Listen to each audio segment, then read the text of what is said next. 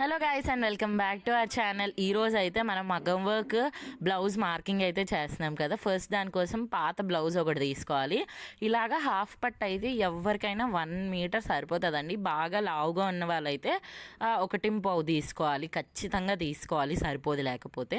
First అయితే ఇలాగ ఒక ½ ఇంచ్ నీట్గా ఉండేటట్టు మార్కింగ్ చేసేసుకోవాలి. తర్వాత మన బ్లౌజ్ని అయితే ఇలా 2 ఫోల్డ్స్ నీట్గా మార్క్ చేసుకోండి.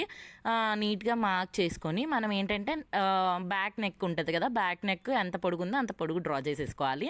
తర్వాత షోల్డర్స్ మనకి ఎంత ఉన్నా మీడియం సైజ్ వాళ్ళకైనా నార్మల్ సైజ్ వాళ్ళకైనా 2.5 సరిపోతాయండి. 2.5 కన్నా మనం ఎక్కువ పెట్టుకుంటే అదైతే ఇలా పెద్ద షోల్డర్ ఓపెన్ ఎక్కువ వచ్చేస్తుంది అనమాట. ఓపెన్ షోల్డర్ ఎక్కువ అయిపోతుంది.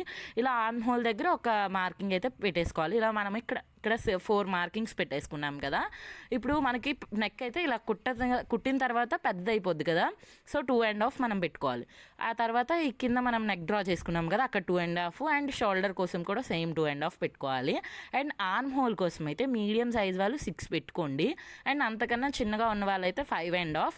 ఇంకా చాలా పెద్దగా ఎక్కువ సైజు ఉన్న వాళ్ళకి ఏంటంటే 6.5 ఇంకా 7 అట్లా కూడా పెట్టుకుంటారు. ఇప్పుడు మనమైతే 6 పెట్టుకుంటున్నాం, మీడియం సైజ్ బ్లౌజ్ కాబట్టి. ఇది ఈ విధంగా అయితే నెక్ అయితే డ్రా చేసేసుకోవాలి. మీరు ఏంటంటే ఈ విధంగా కూడా నెక్ డ్రా చేసేసుకోవచ్చు అనమాట.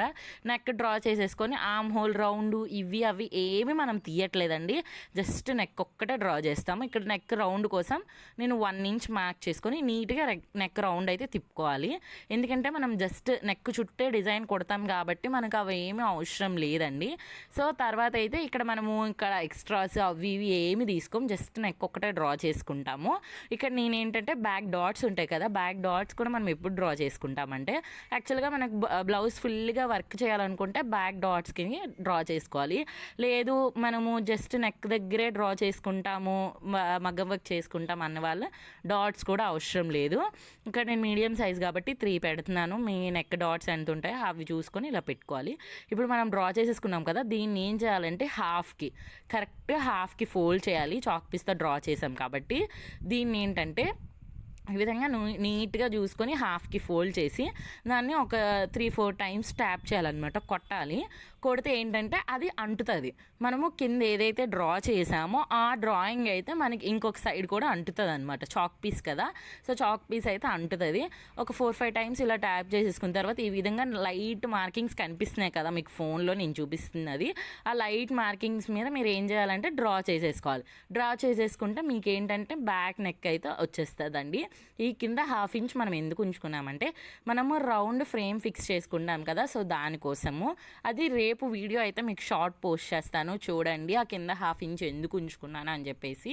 సో ఈ విధంగా అయితే మనం పెట్టేసుకుంటే ఇక్కడ నెక్ రౌండ్ అయితే ఇటు కింద సైడ్ అయితే వచ్చేస్తుందండి. ఇప్పుడు మనము ఇంకొక సైడ్ 4 ఫోల్డ్స్ పెట్టుకొని అక్కడ కూడా ఒక ½ ఇంచ్ కింద డ్రా చేసేసుకొని ఈ విధంగా 4 ఫోల్డ్స్ దగ్గర క్లోజ్డ్ సైడ్ ఇలా క్లోజ్డ్ బ్లౌజ్ పెట్టుకొని ఓపెన్ సైడ్ ఇలా ఓపెన్స్ పెట్టుకోవాలన్నమాట. ఓపెన్స్ పెట్టుకొని జస్ట్ ఈ 3 మార్కింగ్స్ చేసుకొని ఆ 3 మార్కింగ్స్ కలిపేయాలి. కలిపిన తర్వాత ఇంకొక సైడ్ ఇందాక నేను చూపించాను కదా, ఆ విధంగా ట్యాప్ చేసేసుకుంటే మనకి హ్యాండ్స్ మార్కింగ్ కూడా అయిపోతుంది. ఇప్పుడు హ్యాండ్స్కి అండ్ బ్యాక్ నెక్కి మధ్యలో గ్యాప్ ఉంటుంది కదా, దాన్ని 2 ఫోల్డ్స్ పెట్టుకొని ఇలా జస్ట్ ఒక్క నెక్ డ్రా చేసుకుంటే ఫ్రంట్ నెక్కి సరిపోతుంది. 1 సైడే డ్రా చేస్తాం కాబట్టి అయిపోయింది. Like, share and subscribe.